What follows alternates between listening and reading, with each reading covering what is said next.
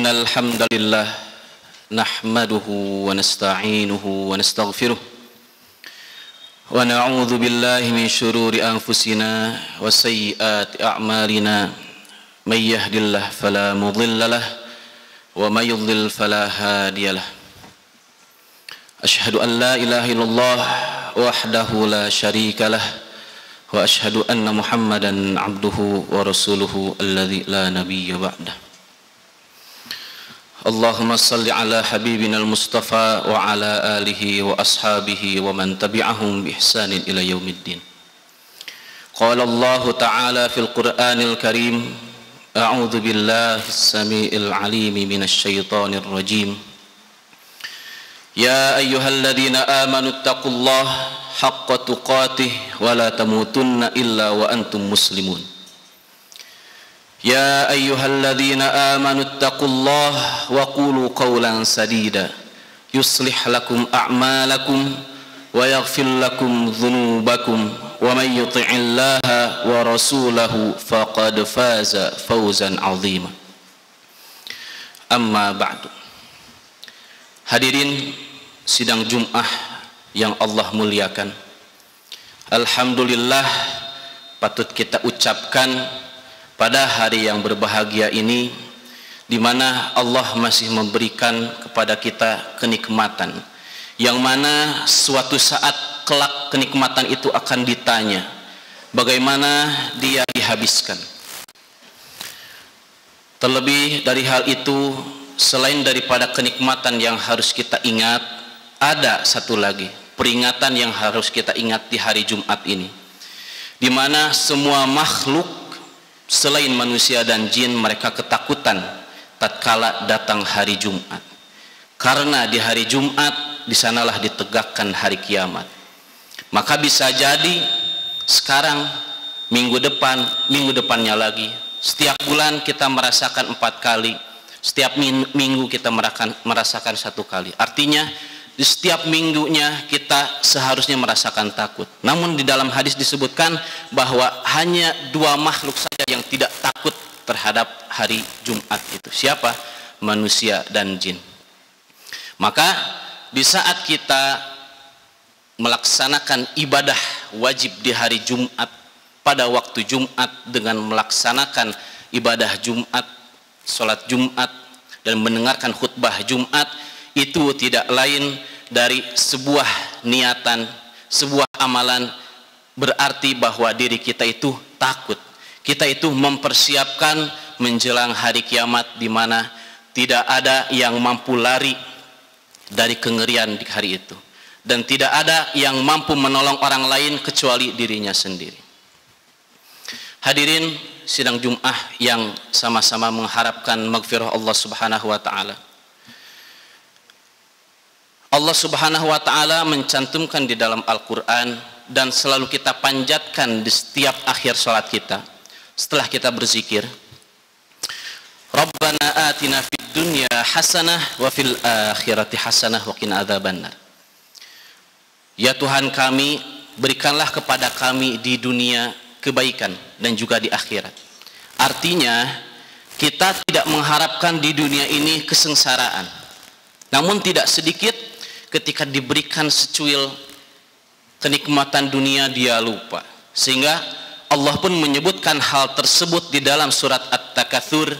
At-Takatsur artinya bermegah-megahan. Pada ayat pertama, Bismillahirrahmanirrahim, Alhaakumut takatsur.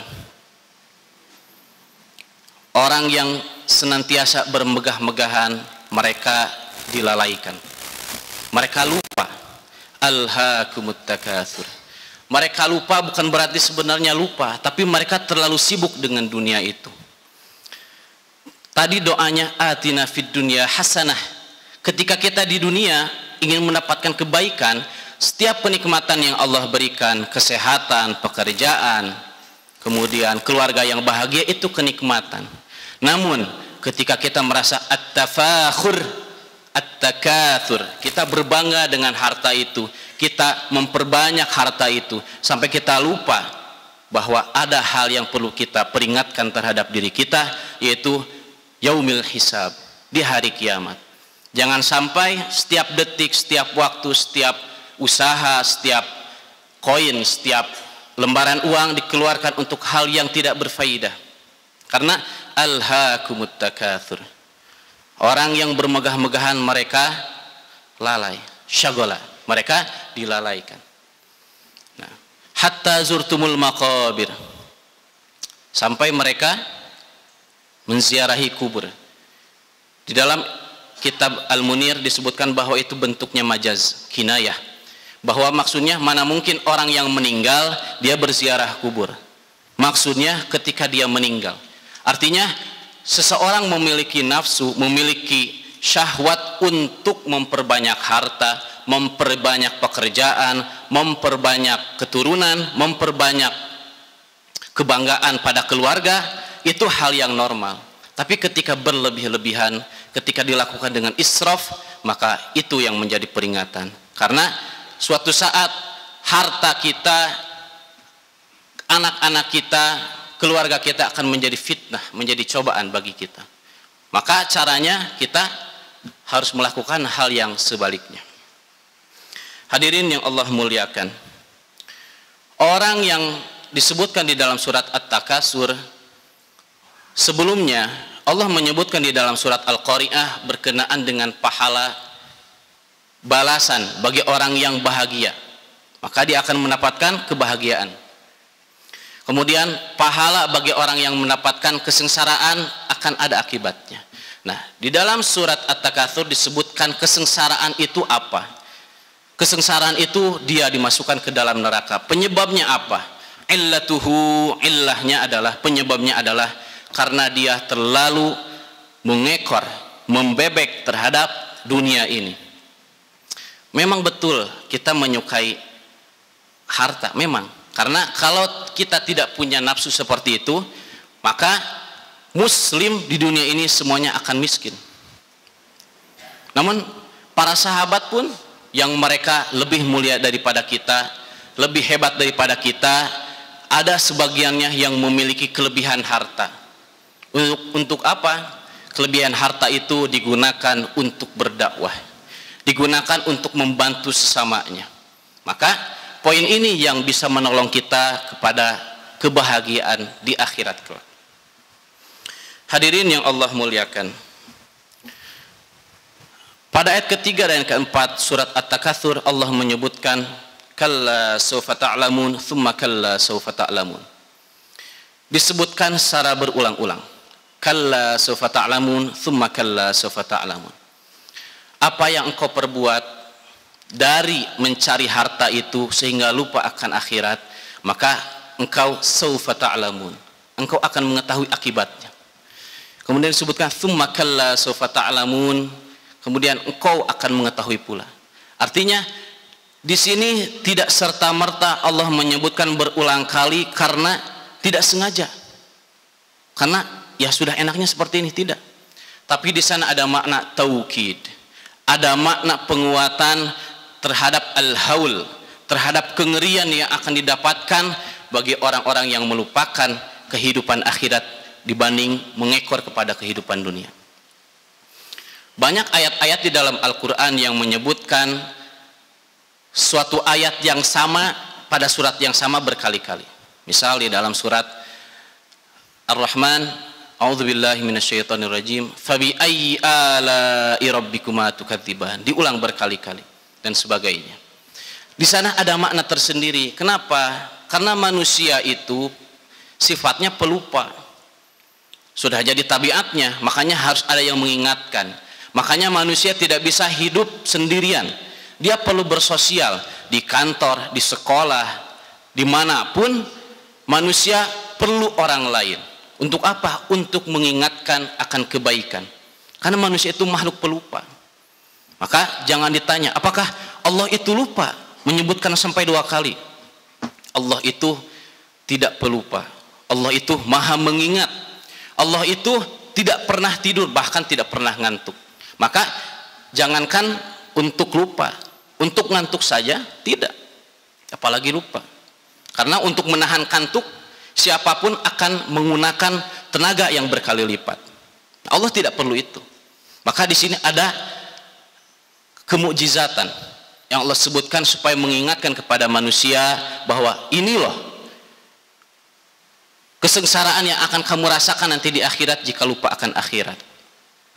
Allah tidak akan melihat manusia dia memiliki harta banyak, misal dari yang dia miliki 100 miliar, kemudian dia sedekahkan 1 miliar, itu tidak menjadi jaminan pahalanya lebih besar dibanding orang yang hanya memiliki uang 100 ribu kemudian dia sedekahkan 50 ribu.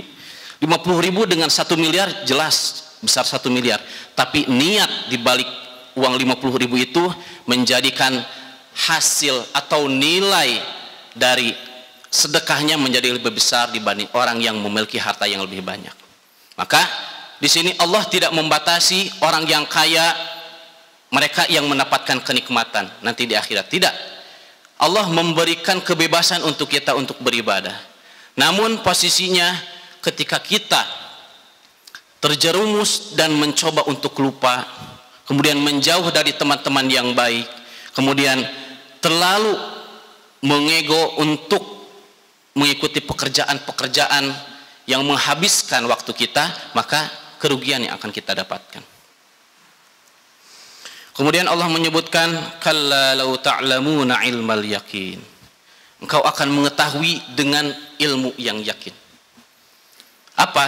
Bahwa engkau akan melihat kedahsyatan, kengerian, kegentingan di mana siksa yang akan didapatkan oleh orang yang mendahulukan kekayaan dunia dibanding akhirat.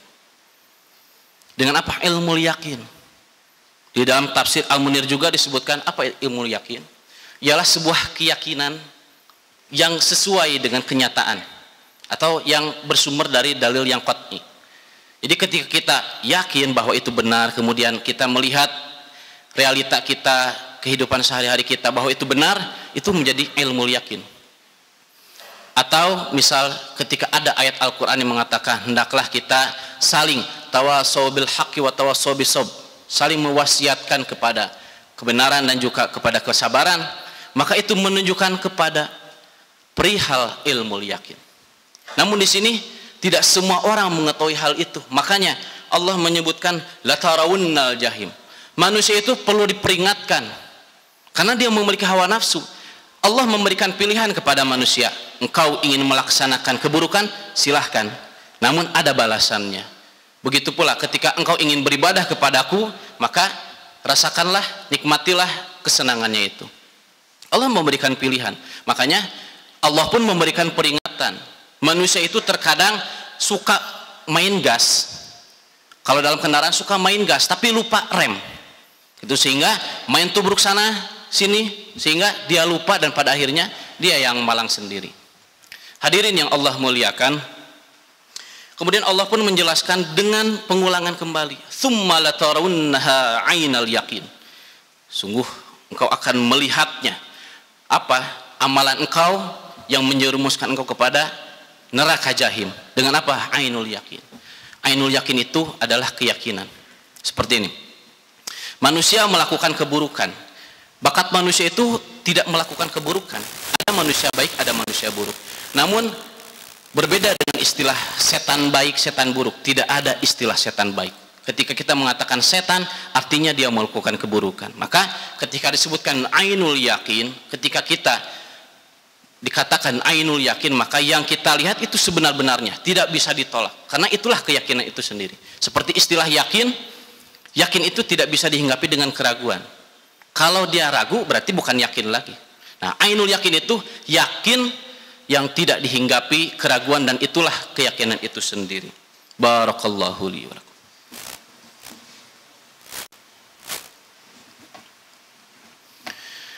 Alhamdulillahirabbil alamin. Wassalatu wassalamu ala asyrafil anbiya'i wal mursalin wa ala alihi wa ashabihi wa man tabi'ahum bi ihsanin ila yaumiddin. Wa ba'd. Hadirin yang Allah muliakan, sekali lagi bahwa memang tabiat manusia dihinggapi kenikmatan, kesenangan terhadap harta, terhadap duniawi. Allah pun menyebutkan di dalam surat Ali Imran ayat ke-14. A'udzubillahi minasyaitonirrajim. Zuyyina lin-nasi hubbus syahawati minan nisa'i wal banina wal qanatiril muqantarati minadh dhahabi wal fiddah. Al-ayah. Manusia dibuat senang ketika dia memiliki kecenderungan terhadap apa? Laki-laki pasti menyukai perempuan. Laki-laki yang normal. Manusia akan menyukai lawan jenisnya. Karena itu pasangannya. Kemudian ketika orang tua yang dikaruniai anak, dia akan mencintai anaknya sepenuh hatinya. Kemudian ketika sudah memiliki anak, dia mencari pekerjaan. Dikala dia mendapatkan pekerjaan, kemudian di pekerjaan itu dia mendapatkan masa depan yang gemilang, yang pada akhirnya dia menjadi CEO itu misal, atau hal sebagainya.